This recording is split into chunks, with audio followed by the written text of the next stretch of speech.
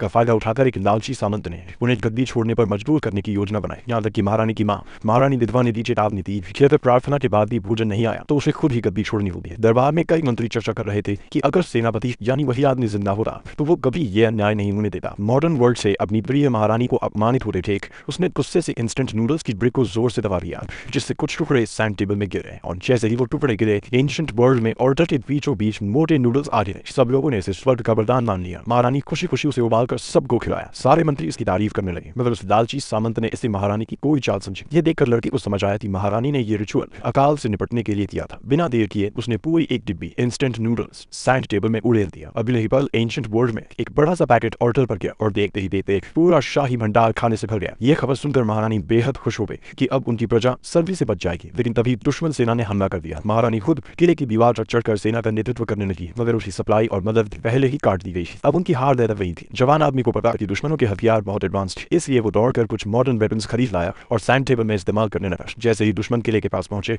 उसने flame thrower निकाला और दुश्मनों पर चला दिया। देखते ही देखते पूरी बैटलफील्ड चलने लगी और दुश्मनों में भगदड़ मच गई। फिर उसने पटाखे और फुलझड़ियां सैंड टेबल में फेंक दी जिससे दुश्मन सेना में और भी अफरा तफरी फैल गई। दुश्मन सेनापति ने इसे कोई काला जादू समझकर अपनी सेना को पीछे हटने का आदेश दिया। महारानी को जब पता चला कि हेवनली फायर से दुश्मन पीछे हट गया है तो उन्हें यकीन हो गया कि ये उनके दिवंगत सेनापति की आत्मा की कृपा है। उन्होंने ऑल्टर पर सेनापति की पुरानी वॉर यूनिफॉर्म चढ़ा ली ताकि उनकी आत्मा को शांति मिले। उधर मॉडर्न वर्ल्ड में लड़के को छींक आ गई और उसके हेलमेट पर रखा पंखा चालू हो गया। हेलमेट सीधे उस तांबे के कलश में जा गिरा जिससे वो एंशिएंट पीरियड में वापस चला गया। महारानी ने जैसे ही देखा कि सेनापति की यूनिफॉर्म में रखा हेलमेट गायब हो गया तो उन्हें लगा कि उनकी आत्मा ने ये भेंट स्वीकार कर ली है, जिसलिए उन्होंने सोना चांदी और बेशकीमती रत्न कलश में डाल दी। अब यही बल ये सारे खजाने लड़के के किराए के कमरे में आ गए। लेकिन तभी दुश्मन सेना ने फिर से हमला कर दिया। इस बार उन्होंने शहर में गुप्त हथियारे भी भेज दिए जो महारानी की हत्या करने वाले थे। जवान आदमी ये देखकर घबरा गया। उसने जल्दी जल्दी लकड़ी की छड़ी, रसोई का चाकू और चेनसॉ उठाए मगर ये सब चीजें सैंड टेबल के लोगों के लिए बहुत खतरनाक हो सकती थी। महारानी की जान पर बनाई थी और वो लड़का इतनी टेंशन में आ गया कि वो समझ ही नहीं पाया कि क्या करे। हड़बड़ी में उसका पैर जमीन पर पड़ी लकड़ी की छड़ी पर फिसला